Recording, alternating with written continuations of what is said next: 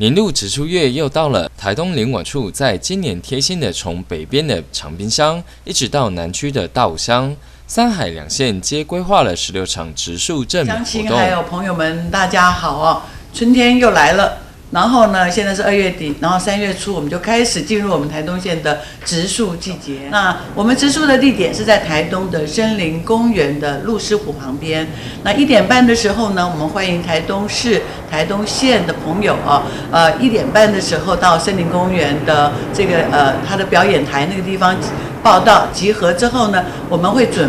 免费准备脚踏车，让大家骑着脚踏车到鹿狮湖，亲手植下你的这个幸运之树啊。那当天呢，我们也会亲自授旗啊，做这样子的仪式，来鼓励也是来正面的来支持社区参与我们的山林守护的工作。那天真的很欢迎台东县的朋友们，大家一起跟我们到森林公园鹿狮湖来植树吧。